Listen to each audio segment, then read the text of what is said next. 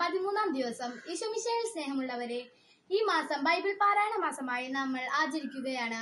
ഒപ്പം തന്നെ ക്രിസ്മസിന് ആരംഭമായി 25 നോമ്പ് ആരംഭിക്കുന്നു. ഇന്നത്തെ വചനഭാഗം ലൂക്ക 1:32 മുതൽ 33 വരെയുള്ള വാക്യങ്ങൾ. അവൻ വലിയവനായിരിക്കും, അത്യുന്നതന്റെ പുത്രൻ എന്ന് വിളിക്കപ്പെടും. അവന്റെ പിതാവായ ദാവീദിന്റെ സിംഹാസനം ദൈവമായ കർത്താവ് അവന് കൊടുക്കും. യാക്കോബിന്റെ ഭവനത്തിന്മേൽ അവൻ എന്നേക്കും ഭരണം നടത്തും. അവന്റെ രാജ്യത്തിന് അവസാനമുണ്ടാവുകയില്ല. ഈശോയുടെ വചനങ്ങൾ കേട്ട് അനുസരിച്ച് ജീവിക്കുമ്പോൾ മാത്രമാണ് നാം ദൈവരാജ്യത്തിൽ പ്രവേശിക്കാൻ സാധിക്കുകയുള്ളൂ.